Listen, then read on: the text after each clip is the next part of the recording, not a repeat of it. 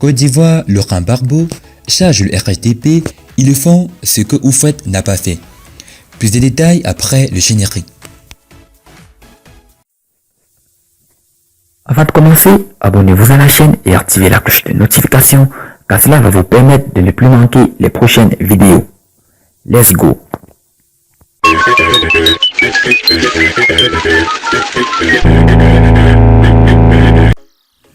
Laurent Gbagbo séjourne à Daokro depuis samedi dans le cadre d'une visite au président du PDCI RDA, Henri Konan Bédié.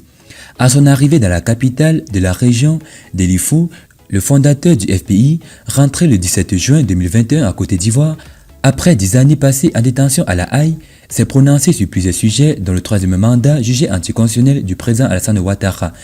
Voici l'intégralité du discours de Laurent Gbagbo à Daokro. Laurent Gbagbo, je ne dirais pas des vérités pour blesser, mais je dirais les vérités qui doivent guérir. Je suis aujourd'hui très ému de voir cette foule immense à Daokro. Au départ, je ne voulais pas faire de politique aujourd'hui. Mais est-ce que Laurent Gbagbo peut rencontrer le président Henri Konan Bédié sans que ça ne soit de la politique? Est-ce que le drapeau que j'ai, je peux prendre la parole en Côte d'Ivoire sans que ce ne soit la politique? Donc assumons, je fais la politique. Et un peu seulement aujourd'hui parce que j'ai prévu de parler un moment. Je voudrais d'abord saluer tous les visages que j'ai connus et reconnus là. Toutes les personnalités du PDCI RDA que j'ai reconnues. Et à certains moments, j'ai tressailli parce que il y a certaines personnes que je ne m'attendais pas à voir ici. Non pas parce qu'ils ne sont plus au PDCI RDA, mais parce que ça fait longtemps que je ne les ai pas vus. Je vous salue tous avec fraternité, avec amitié. Mon premier souvenir à Daokro, c'était en 1990. J'étais candidat à la présidence de la République contre le président Houphouët-Boigny. Quand on faisait le parcours de la campagne, on se demandait s'il fallait mettre Daokro dedans et puis finalement, comme nous étions jeunes, on a dit qu'on met Daokro et puis nous sommes arrivés à Daokro. Le président Bédié n'était pas là parce qu'il était en campagne pour le compte du président Houphouët-Boigny ailleurs. Mais ce qui m'a frappé, c'est que quand je suis arrivé ici, on m'a offert de la part du président Bédié 2 bouteilles de whisky et une bouteille de vin pour me souhaiter une bonne arrivée à Daokro. On ne dit jamais non à des pieds qui viennent saluer. Je ne lui ai jamais dit ça, mais on m'a reçu comme ça. J'étais à Bruxelles, j'étais tranquille. On me dit « Kikaoui, viens ici ». J'ai dit « Il vient faire quoi ?» Lui, je peux parler de lui parce que c'est mon petit de Ganois. On dit « Il vient te saluer de la part du président Bédié ». J'ai dit « D'accord ». On ne dit jamais non à des pieds qui viennent saluer. Donc j'ai reçu la délégation conduite par Kikaoui et ça s'est très bien passé. On a causé et j'ai même pris le téléphone. J'ai appelé le président Bédié et je lui ai dit « Grand frère, tenez bon, j'arrive ». Ce sont quelques souvenirs de ça que je voulais partager avec vous. Merci à Allah. Il a été mon ministre de la Santé, Émile Constant Bombé.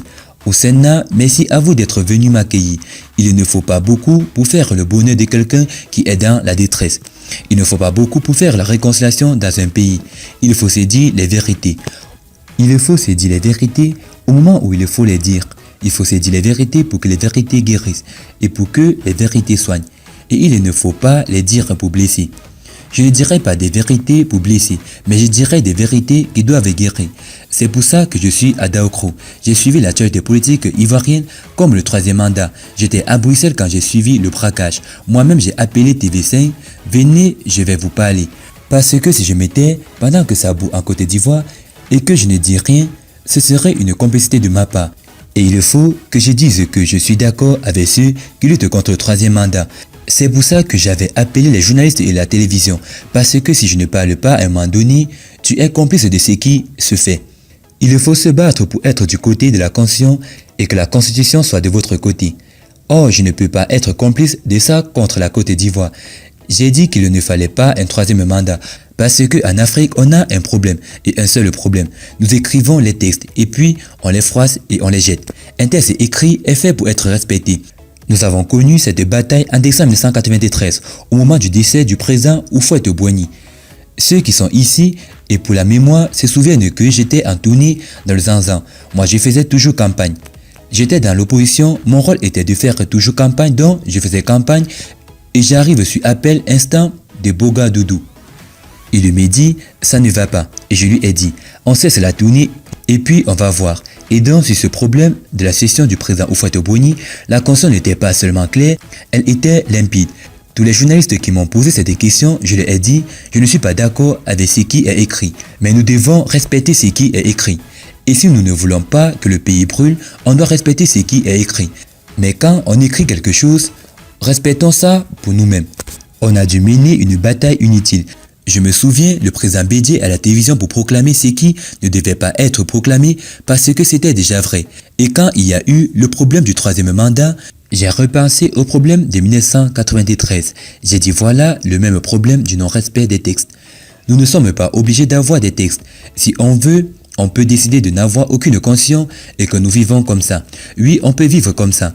En ce moment, ce qui arrive est de la faute de tout le monde. Mais si nous avons une constitution, c'est-à-dire un ensemble de textes pour nous guider, il faut se battre pour être du côté de la conscience et que la constitution soit de votre côté.